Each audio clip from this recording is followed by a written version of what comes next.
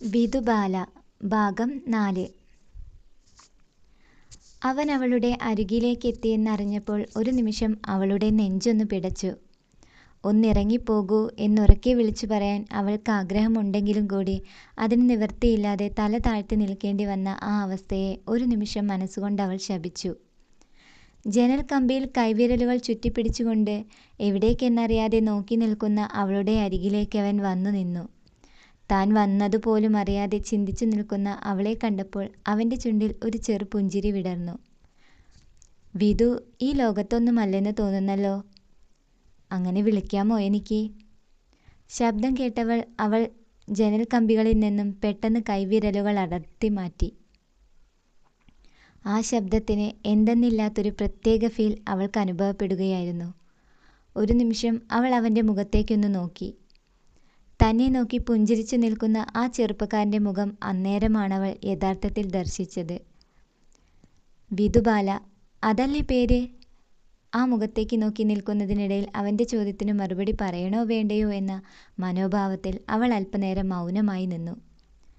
വിധുബാലയുടെ പേര് എന്നോട് നേരത്തെ ബ്രോക്കർ പറഞ്ഞിരുന്നു ട്ടോ. അറിഞ്ഞിട്ടും വീണ്ടും അത് ചോദിക്കുന്നത് ശരിയല്ലെന്ന് തോന്നി. വിധു ഒന്നും പറയാതെ അതേ നിൽപ്പ് തുടരുന്നു. ഹേയ്, ഇപ്പോഴത്തെ പെൺകുട്ടികൾക്ക് ഈ മൗനമൊന്നും ചേരില്ല ട്ടോ, പ്രത്യേകിച്ച് വിധുവിന്. അവൻ വീണ്ടും പുഞ്ചിരിച്ചു. എന്നെ വിളിക്കുന്ന പേരെങ്ങനെ മനസ്സിലായി? പെട്ടെന്ന് അത്ഭുതത്തോടെ അവൾ അവനോട് തിരക്കി. ഹിഹി, വിധുബാലയുടെ ഷോർട്ട് വിധു അല്ലേ, അങ്ങനെ കരുതി വിളിച്ചതാ. അപ്പോൾ ശരിക്കും താൻ വിധുവാണല്ലേ? ഒരു ചമ്മലയോടെ അവൾ അതെ എന്ന് മറുപടി പറഞ്ഞു. എന്നെക്കുറിച്ചൊന്നും വിധുവിന് ചോദിക്കാനില്ലേ? അറ്റ്ലീസ്റ്റ് എൻ്റെ പേരെങ്കിലും. വീണ്ടും മൗനം. സാരമില്ല, എന്നെ ഞാൻ തന്നെ പരിചയപ്പെടുത്താം. എൻ്റെ പേര് ശ്രീറാം. ശ്രീകുട്ടൻ വീട്ടിൽ വിളിക്കുക. വയസ്സ് 27.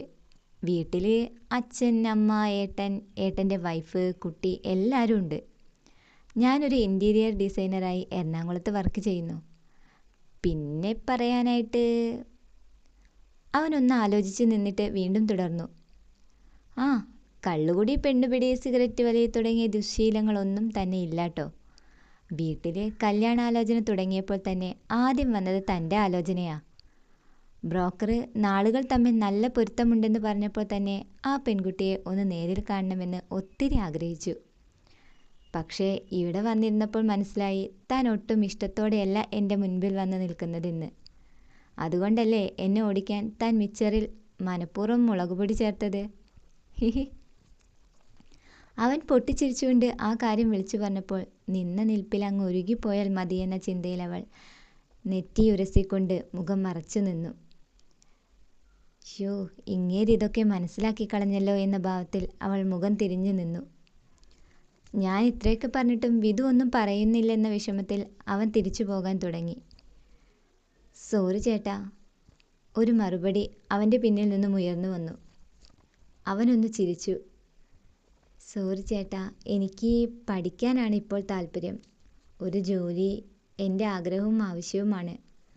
വിവാഹത്തെക്കുറിച്ച് ഞാൻ ചിന്തിച്ചിട്ടേയില്ല. അച്ഛനെ വിഷമിപ്പിക്കേണ്ടെന്ന് കരുതിയ ഞാൻ... അവളുടെ മറുപടി കേട്ടതും അവൻ തിരിഞ്ഞു നിന്നുകൊണ്ട് ചോദിച്ചു.